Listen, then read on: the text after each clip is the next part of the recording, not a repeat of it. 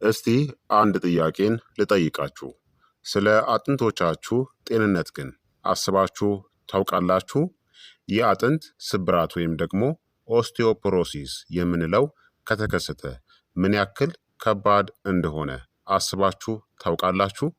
መልሳችሁን እስቲ በኮሜንት ላይ አስፍሩልኝ።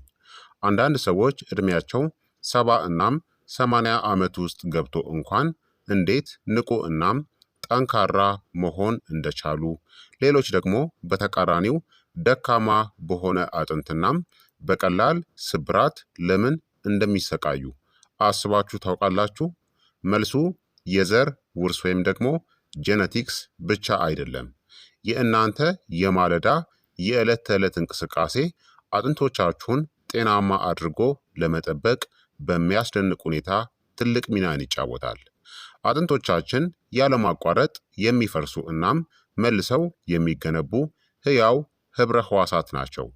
በዕለቱ የመጀመሪያዎቹ ጥቂት ሰዓታት ውስጥ የምታደርጓቸው ምርጫዎች በአጥንት ጥንካሬ፣ በጡንቻዎች ስራ፣ በሰውነት ሚዛን እናም በኦስቲዮፖሮሲስ ወይም የአጥንት መሳሳት በሽታ ተጋላጭነታችሁ ላይ ጭምር ተጽዕኖን ሊያሳድሩ ይችላሉ። ታዲያ በዛሬው ቪዲዮአችን ላይ አጥንትን በተፈጥሯዊ መንገድ ይበልጥ ለማጠናከር የሚረዱ በሳይንስ የተደገፉ 10 የማለዳ ወይም የጠዋት ልምዶችን እንመለከታለን። እስከ መጨረሻው አብራችሁኝ ቆዩ፣ ምክንያቱም የመጨረሻው ልማድ በጣም ቀላል የሆነ እናም በብዙዎቻችን ዘንድም በቀላሉ ከምንዘነጋው ውስጥ አንዱ ነው። ከመጀመራችን በፊት ታዲያ እንኳን ወደ ቻናሌ በደህና መጣችሁ። በሳይንስ የተደገፉ ቀላል የሆኑ የጤና ምክሮችን ከወደዳችሁ ይህንን ቪዲዮ ላይክ እና ሼር በማድረግ ሌሎችንም አስተምሩ። ለቻናሉ አዲስ ከሆናችሁ ደግሞ ሰብስክራይብ ማድረጋችሁን እንዳትዘነጉ። ጥያቄ ካላችሁ ማንኛውንም ጥያቄ በኮመንት ላይ አስፍሩልኝ፣ በደስታ እመልስላችኋለሁኝ። ሰብስክራይብ ካደረጋችሁ በቀጥታ ወደ ትምህርቱ እንለፍ። ጠንካራ አጥንቶችን ለመገንባት ማድረግ ያለባችሁን 10 የጠዋት ልምዶችን አሁን በደንብ ልንገራችሁ። በተለይም እድሜያችሁ እየጨመረ በሚሄድበት ጊዜ ከ40ና ከ50 ዓመት በኋላ ትኩረትን ልትሰጡ ይገባል። አንደኛ፣ ከእንቅልፋችሁ መነሳትናም ፈሳሽ መውሰድ ነው። ከ7 እስከ 8 ሰዓታት እንቅልፍ በኋላ ሰውነታችን በትንሹ የመድረቅ ወይም የፈሳሽ እጥረት ሁኔታ ውስጥ ሆኖ ይነቃል። ውሃ እንደ ካልሲየም እናም ማግኔዥየም ያሉ አልሚ ምግቦችን በሰውነታችን ውስጥ ለማጓጓዝ ይረዳል። እንዲሁም ጤናማ የመገጣጠሚያዎችናም የጅማት ክፍሎችን ይደግፋል። ማለዳ ወይም ደግሞ ጠዋት ላይ የሚጠጣ ለብ ያለ ውሃ የደም ዝውውርን ከማሳደጉም በላይ ወደ አጥንት ሴሎች የሚሄደውን የኦክስጅንናም የአልሚ ምግብ ፍሰትን ያፋጥናል። ማለዳችሁን በ1 ወይም በ2 ብርጭቆ ውሃ ጀምሩ። ጣዕምን ከፈለጋችሁ የሎሚ ወይም የኪያር ቁራጭን ጨምሩበት። ነገር ግን ተራ ውሃም ቢሆን ፍጹም በጥሩ ሁኔታ እንደሚሰራ እወቁ።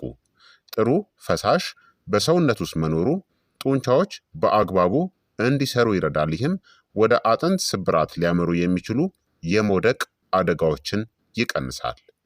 ሁለተኛ፣ ከ15 እስከ 20 ደቂቃ በማለዳ የፀሐይ ብርሃን ውስጥ አሳልፉ። የፀሐይ ብርሃን ሰውነታችን ቫይታሚን ዲን እንዲያመነጭ ከሚያደርግ የተፈጥሮ ምርጥ ምንጮች አንዱ ነው። ቫይታሚን ዲ በጣም አስፈላጊ ነው፣ ምክንያቱም ሰውነታችን ከምንመገበው ምግብ ውስጥ ካልሲየምን እንዲመጥ ይረዳዋል። ያለ በቂ ቫይታሚን ዲ በካልሲየም የበለጸገ አመጋገብ ቢኖረንም እንኳን ጤናማ አጥንትን ሙሉ በሙሉ መደገፍ አይቻልም። ከተቻለ ፊታችሁን፣ እጃችሁን ወይም እግራችሁ ላይ ከ15 እስከ 20 ደቂቃ የሚሆን የማለዳ የፀሐይ ብርሃንን ለማግኘት አልሙ። የሚያስፈልገው ትክክለኛ ጊዜ እንደ ቆዳችሁ ቀለም፣ እንደምትኖሩበት አካባቢ፣ እንደ ወቅቱ እናም ለአየር ንብረቱ ሁኔታ ሊለያይ ይችላል። በኢትዮጵያ ነባራዊ ሁኔታ ከጠዋቱ 2 ሰዓት እስከ 3 ሰዓት ተኩል፣ በአውሮፓውያኑ አቆጣጠር ደግሞ ከጠዋቱ 8 ሰዓት እስከ 9 ሰዓት ተኩል ኤኤም ያለው የፀሐይ ብርሃን ለቆዳ ተስማሚና አጥንትን የሚያጠነክር የቫይታሚን ዲ ምርትን ለማነቃቃት እጅግ የተመረጠ ነው። የፀሐይ ብርሃን ውስን በሆነበት አካባቢ የምትኖሩ ከሆነ የቫይታሚን ዲ መጠናችሁን ለመመርመር የጤና ባለሙያን አማክሩ። ሶስተኛ፣ በፕሮቲን የበለጸገ ቁርስን መመገብ ነው። አጥንት የተገነባው ከካልሲየም ብቻ አይደለም። የአጥንት መዋቅር ግማሽ ያክሉ የተሰራው ከፕሮቲን ሲሆን ይህም ማዕድናት የሚቀመጡበትን ማዕቀፍን ይፈጥራል። በጣም ጥሩ የቁርስ አማራጮች የምንላቸው እንደ እንቁላል፣ የግሪክ እርጎ፣ ኮቴጅ ቺዝ ወይም ደግሞ አይብ፣ ወተት፣ የአኩሪ አተር ምርቶች፣ ለውዝና አንዳንድ ፍራፍሬዎች፣ የተለያዩ ዘሮች እንደ ሰሊጥ የዱባ ፍሬ፣ ቺያሲድና ተልባ፣ ባቄላ ቦለቄን ማካተት ያስፈልጋል። እንደ ምስር ሽምብራ ያሉ የሀገር ውስጥ ጥራጥሬዎችም ለአጥንት ጥንካሬ የሚሆን ከፍተኛ የእጽዋት ፕሮቲንን ይዟል። ፕሮቲን የጡንቻን ጥንካሬ ለመጠበቅ ይረዳል። ይህም የሰውነት ሚዛንን በመደገፍ የመውደቅ አደጋንም ይቀንሳል። አራተኛ፣ በካልሲየም የበለጸጉ ምግቦችን ማካተት ነው። ካልሲየም ለአጥንት ጤና በጣም አስፈላጊ ከሆኑ ማዕድናቶች ውስጥ አንዱ ነው። ጥሩ የቁርስ ምርጫዎች የምንላቸው በካልሲየም የበለጸጉ ወተት፣ እርጎ፣ አይብ እንዲሁም ደግሞ በካልሲየም የበለጸጉ የእጽዋት ወተቶች ለምሳሌ የአልመንድ ወይም የአኩሪ አተር ወተት፣ በካልሲየም የተዘጋጀ ቶፉ፣ የሰሊጥ ዘሮችን፣ ቺያሲድና ለውዝን ተጠቀሙ። በኢትዮጵያ ውስጥ የሚገኘው የጤፍ እህልም በካልሲየም ይዘቱ እጅግ የበለጸገ በመሆኑ የጤፍ እንጀራ ወይም ደግሞ ገንፎም ለአጥንት ጥንካሬ ግሩም ምርጫ ነው። አዋቂዎችም እንደ እድሜያቸውና ጾታቸው በአጠቃላይ በቀን ውስጥ ወደ ከ1000 እስከ 1200 ሚሊግራም ካልሲየም ያስፈልጋቸዋል። የካልሲየም ፍጆታን በአንድ ጊዜ ሁሉንም ከመውሰድ ይልቅ ቀኑን ሙሉ በየክፍሉ ማከፋፈሉ ደግሞ አብዛኛውን ጊዜ የተሻለ ነው። አምስተኛ፣ ማግኒዥየም ቫይታሚን ኬ ያላቸውን ምግቦችን መጨመር ነው። ጠንካራ አጥንቶች ከካልሲየም በላይ ይፈልጋሉ። ማግኒዥየም ቫይታሚን ዲ እንዲነቃቃ ይረዳል። ቫይታሚን ኬ ደግሞ በአጥንት ማዕድናት ግንባታ ወይም ሚነራላይዜሽን ላይ የተሳተፉ ፕሮቲኖችን ይደግፋል። በእነዚህ አልሚ ምግቦች የበለጸጉ የማለዳ ምግቦችን ተመገቡ። ስፒናች፣ ኬል የጎመን ዝርያ የሆነ የዱባ ፍሬ፣ ሱፍ፣ አቮካዶ ለውዝ። እነዚህ አልሚ ምግቦች አጥንትን ጤናማ ለማድረግ በጋራ ይሰራሉ። ስድስተኛ፣ ክብደትን የሚሸከሙ አካላዊ እንቅስቃሴዎችን ማድረግ ነው። አጥንቶቻችን ፈተናን ወይም ጫና ሲገጥማቸው ይበልጥ ይጠነክራሉ። የ20 ወይም የ30 ደቂቃ የማለዳ እንቅስቃሴ እንኳን አጥንትን የሚገነቡ ሴሎችን ኦስቲዮብላስትስ የምንላቸውን ሊያነቃቃ ይችላል። ፈጣን የሆነ እርምጃ፣ ደረጃን መውጣት፣ ውዝዋዜ፣ ቀለል ያለ ሩጫ፣ ገመድን መዝለል፣ የሰውነት ክብደትን በመጠቀም የሚሰሩ እስኳቶች፣ የተረከዝ ማንሳት ልምምዶችን ማድረግ።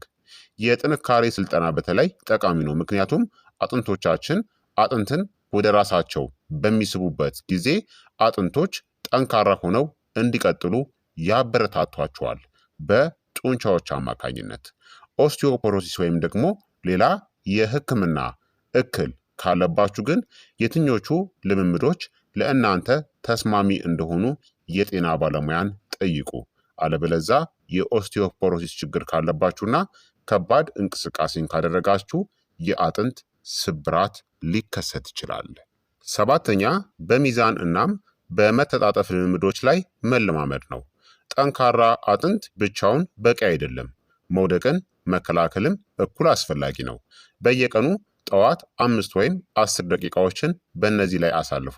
በአንድ እግር መቆም፣ ቀላል የመለጠጥ ልምምዶች፣ ዮጋ፣ ታይቺ፣ ቀላል የሰውነት ማንቀሳቀሻ ልምምዶች ላይ። የሰውነት ሚዛንን ማሻሻል በተለይም እድሜያችሁ እየገፋ ሲሄድ የስብራት አደጋን በከፍተኛ ሁኔታ ይቀንሰዋል። 8ኛ፣ ጣፋጭ የቁርስ ምግቦችን መገደብ ይኖርባቸዋል። ብዙ የቁርስ እህሎች ሲሪያልስ የምንላቸው ኬኮች፣ ዶናት ጣፋጭ መጠጦች ከፍተኛ መጠን ያለው የተጨመረ ስኳርን ይይዛሉ። ነገር ግን አጥንትን የሚደግፉ አልሚ ምግቦች የሏቸውም። ከመጠን በላይ የተጨመረ ስኳር ደግሞ ለአጠቃላይ ጤናማ ያልሆነ አመጋገብ አስተዋጽኦን ሊያደርግናም የበለጠ ገንቢ የሆኑ ምግቦችን ቦታም ሊተካ ይችላል። ከፍተኛ ስኳር በሰውነት ውስጥ ኢንፍላሜሽን ወይም ብግነትን በመፍጠር የካልሲየም ማዕድን በሽንት መልክ ተወግዶ እንዲባክን ያደርገዋል። በምትኩ ይበልጥ የተመጣጠነ ቁርስን ለማግኘት እንደ ኦትስ ወይም ደግሞ አጃ፣ ፍራፍሬዎችን፣ እርጎ፣ እንቁላልናም ለውዝ ያሉ ሙሉ ምግቦችን ምረጡ። 9ኛ ከሲጋራ መራቅናም አልኮልን መገደብ ይኖርባቸዋል። ጠዋት ከመነሳታችሁ ወዲያው ሲጃራን የምታጨሱ ከሆነ ማጨስ ከአነስተኛ የአጥንት እፍጋት ወይም ዴንሲቲ እናም ከከፍተኛ ስብራት አደጋ ጋር የተያያዘ መሆኑን አስታውሱ። ከመጠን በላይ አልኮልን መጠጣትም በአጥንት እድሳትናም በካልሲየም ሚዛን ላይ ጣልቃ ሊገባ ይችላል። እነዚህን ልምዶችን ይበልጥ ጤናማ በሆኑ የማለዳ ተግባራት መተካት የአጥንትን እናም የአጠቃላይ ጤናን ሊጠቅምም ይችላል። ማቆም ከከበዳችሁ ከጤና ባለሙያ ወይም ማጨስን ለማቆም ከሚረዱ ፕሮግራሞች ድጋፍን አግኙ። 10ኛ በየምሽቱ በቂ እንቅልፍን ማግኘት ነው። ጤናማ ማለዳ የሚጀምረው በጥሩ የሌሊት እንቅልፍ ነው። በእንቅልፍ ወቅት ሰውነታችሁ ለአጥንትናም ለጡንቻ ጤና ድጋፍ የሚሆኑ በርካታ የጥገና ወይም የእድሳት ሂደቶችን ያከናውናል። አብዛኛዎቹ አዋቂዎች በየምሽቱ ከ7 እስከ 9 ሰዓታት ጥራት ያለው እንቅልፍን ለማግኘት ማለም አለባቸው። በጊዜ ሂደት የሚፈጠር ደካማ የሆነ እንቅልፍ ከአነስተኛ የአጥንት ጤና እናም በድካም እንዲሁም በተዛባ ሚዛን ምክንያት ከሚመጣ የመውደቅ አደጋ ጋር ተያይዟል ማለት ነው። ስለዚህ ጠዋት ላይ ምንጊዜም እነዚህን 10 ልምዶችን ማድረግ ይኖርባችኋል ማለት ነው። ታዲያ ለአጥንቶቻችሁ ጤና ተጨማሪ ድጋፍን ለማድረግ አንደኛ የጨው ፍጆታችሁን ቀንሱ። ከመጠን በላይ ጨው መመገብ ካልሲየም ከአጥንት ውስጥ ተጨምቆ በሽንት በኩል እንዲወጣ ያደርገዋል። ሁለተኛ ካፌንን በልኩ ተጠቀሙ። ጠዋት ላይ ከመጠን በላይ ቡና ወይም ሻይ መጠጣት የካልሲየም መምጠጥን ሊቀንስ ስለሚችል ሚዛኑን ጠብቁ። ሶስተኛ ጤናማ የሰውነት ክብደትን ጠብቁ። አራተኛ ብዙ ፍራፍሬዎችንና አትክልቶችን ተመገቡ። አምስተኛ በጤና ባለሙያችሁ ከተመከረ በምግብ ወይም በማሟያ በሰፕልመንት አማካኝነት በቂ ቫይታሚን ዲ እና ካልሲየምን አግኙ። ስድስተኛ ቀኑን ሙሉ በአካላዊ ሁኔታ ንቁ ሆናችሁ ቆዩ። ሰባተኛ ለኦስቲዮፖሮሲስ የመጋለጥ ዕድላችሁ ከፍተኛ ከሆነ መደበኛ የአጥንት እፍጋት ምርመራዎችን አድርጉ። በአጠቃላይ ጠንካራ አጥንቶች በአንድ ቀን ውስጥ አይገነቡም። እነሱ የሚገነቡት በጤናማ የዕለት ተዕለት ልማዶች ነው። ማለዳችሁን በእነዚህ ጀምሩ። ውሃን በመጠጣት የፀሐይ ብርሃንን በማግኘት በፕሮቲንናም በካልሲየም የበለጸገ ቁርስን በመመገብ ሰውነታችሁን በማንቀሳቀስ የሰውነት ሚዛንን በመለማመድ በአልሚ ምግቦች የበለጸጉ ምግቦችን በመምረጥ ከማጨስ በመራቅ ለጥሩ እንቅልፍ ቅድሚያን በመስጠት ትናንሽናም ተከታታይነት ያላቸው ለውጦች በጊዜ ሂደት ትርጉም ያለው ልዩነትን ሊያመጡም ይችላሉ ማለት ነው። የዛሬው የጤና ትምህርት ታዲያ ይህንን ይመስል ነበረ። ይህ የጤና ትምህርት ጠቃሚ ሆኖ ካገኛችሁትና ከተማራችሁበት ይህንን ቪዲዮ ላይክ እና ሼር በማድረግ ለሌሎችም ማስተማራችሁን በፍጹም እንዳትዘነጉ። ለቻናሉ አዲስ ከሆናችሁ ደግሞ ሰብስክራይብ አድርጉ።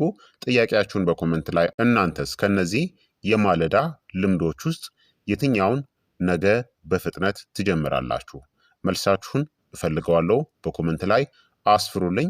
በቀጣይ የጤና ትምህርት እስከምንገናኝ እኔንም እናንተንም ቸር ያቆየን። መልካም ጊዜ፣ መልካም ቆይታ። ቻው ቻው።